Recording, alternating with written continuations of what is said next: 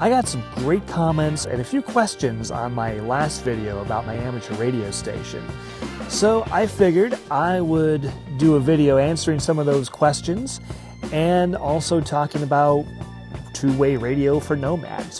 When traveling with friends, I have found it super convenient to be able to hand one of them a radio, and then we can talk back and forth between cars while we drive down the road.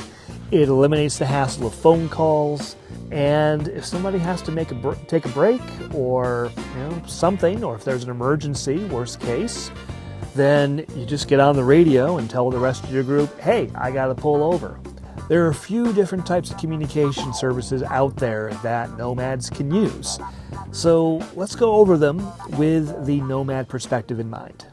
Most of you are probably familiar with CB, whether it's from Trucker Chat or maybe you watched too much Smokey and the Bandit or the Dukes of Hazzard as a kid. I'm in the United States, so let's go look at the definition on the Federal Communications Commission website. The Citizens Band Radio Service, CBRS, is a private two-way short-distance voice communication service for personal or business activities of the general public. It may also be used for voice paging. It has authorized 40 channels between 26.965 MHz and 27.405 MHz. That pretty much says it all. It's for short distance, it's two-way, so you're not just broadcasting your favorite music, you're talking back and forth to people. And it's for personal communications or for business. That's legal too. What the FCC doesn't say is that CB radios are limited to 5 watts of power. That's not going to get you more than a few miles. Like I say, CB has been around forever, but it doesn't have very good range, and the sound quality isn't very good either. At least not compared to some of the other more modern services, which we'll get to next. Let's talk about FRS, the Family Radio Service. The Family Radio Service, FRS, is a private two-way short-distance voice and data communication service for facilitating family and group activities. The most common use for FRS channels is short-distance two-way voice communications using small handheld radios that are similar to walkie-talkies. The service is licensed by rule so the general public can use the devices without having to obtain a license, and channel sharing is achieved through a listen before talk etiquette. So the website didn't say this, but CB you do not need a license for. I don't think you've needed a license since the 1960s or so. Similarly, you can walk into a store, buy yourself one of these FRS radios, and get right on the air. There's no license required. Nobody cares. This is one of the radios I used on my Route 66 road trip. My friends and I did Route 66 all the way from, Joliet, Illinois. I didn't want to go into the Chicago traffic.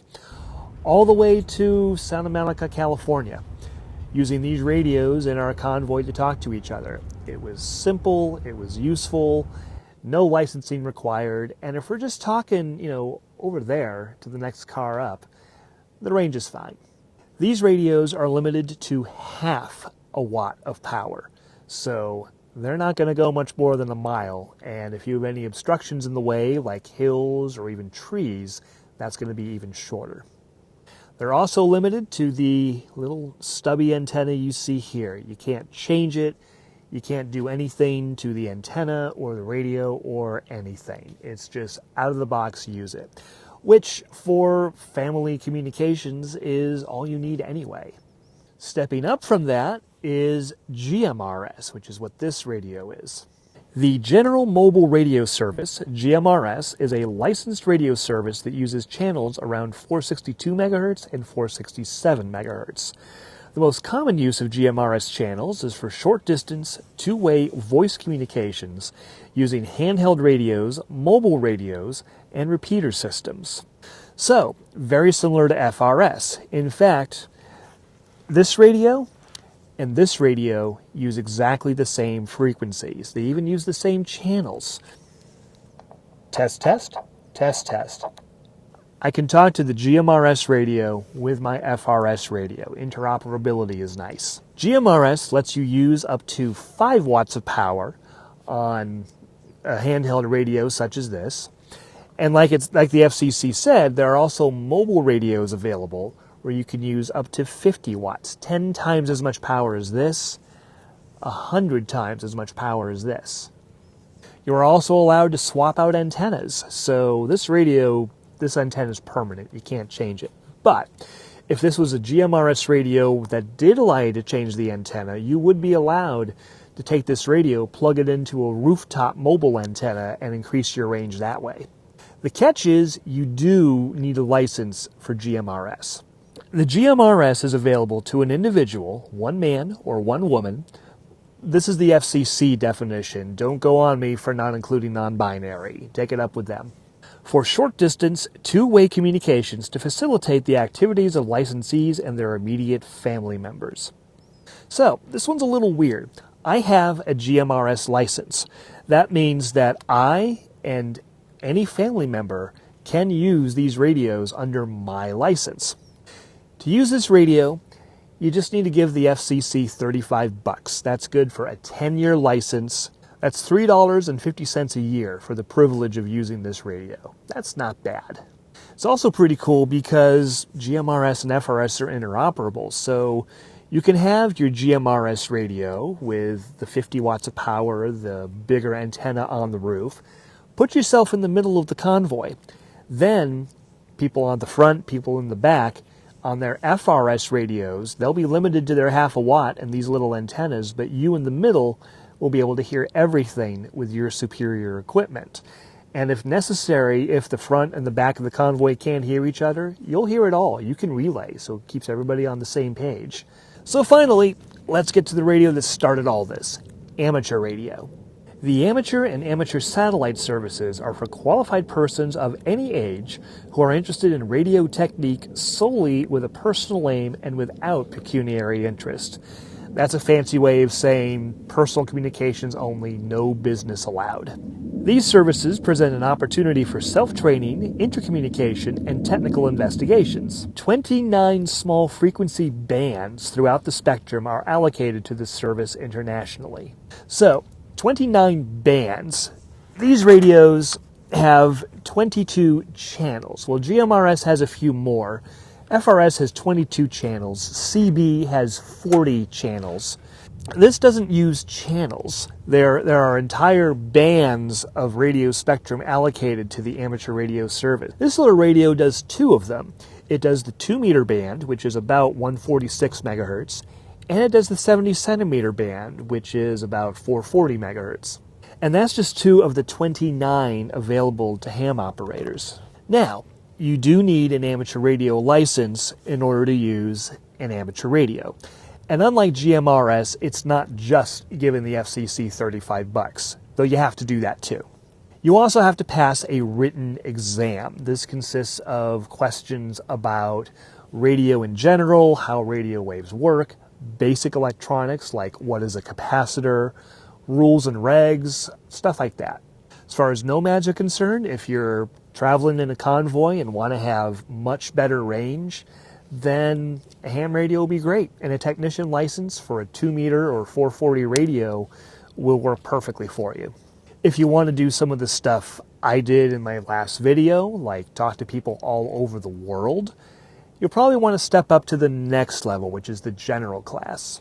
This license gives you most of all of those 29 slices of radio spectrum. You don't get it all. Some are reserved for the highest class, but you get enough to play. And I spent 21 years as a general and had no problem at all. In fact, the only reason I upgraded to extra was because I was bored one winter and made it a project. I also wanted to be able to help give the ham radio license exams, and you pretty much need to be an extra to be useful doing that. So I was more interested in that than the extra frequencies. This radio puts out 5 watts, just like the others I've talked about, but I'm allowed to use up to 1,500 watts. Now, I have never used 1,500 watts in my life. Typically, I've only used 100 watts on my shortwave, my HF station, for talking all over the world. For local communications, 50 watts or so is the high power setting on most mobile ham radios, and that'll do just fine. You can also use repeaters, which are essentially automated stations that listen on one frequency, transmit on another, usually from a hill or a mountaintop or a tower. So if there's a mountain here, you're over here, person you want to talk to is over here, you can't talk to each other through the mountain, you can go through the repeater on top of the mountain and talk to each other that way. Repeaters are also available for GMRS, which is pretty cool. So, what's the bottom line? If you want Nomad radio communications, which of these should you go with? If all you're interested in is occasionally chit-chatting to a friend while you drive, FRS is going to be your best bet. It's cheap, it's easy, you don't need a license. You can carry a pair of these in your van, and when you're convoying with a friend, you just hand them a radio and you're talking. CB, well, that's the OG of the radio world, but not many people use it anymore. In fact, even my trucker friends don't even use CB much anymore, from what they tell me. I've thought about getting a CB from time to time just to chat with the truckers as I'm cruising down the road, but if they're not listening, why should I bother? If you want to get a little more serious and a little more geeky with your radio, or you just want a little better performance, one of these GMRS radios will work great for you. You get a little more power, you get a little more range, which is why the off-road community has been switching mostly to GMRS from CB, which they've traditionally used. If you want to totally nerd out on radio the way I have most of my life, ham radio is the way to go. But only if you're going to use it. I mean, if you're just chatting with your buddies in a convoy, these other radios will do just fine, no problem. But if you want to nerd out and actually play radio, try to make long-distance contacts, build your own antennas, try to talk to people all over the world, ham radio is definitely where it's at for that. So I hope that's cleared things up. Hopefully things are not as clear as mud. If you have any more radio questions, particularly where it relates to Nomads, let me know in the comments, and I might make another video answering those questions too. But for now, I'm just going to kick back, grab my seltzer, and enjoy a beautiful February day here in the desert.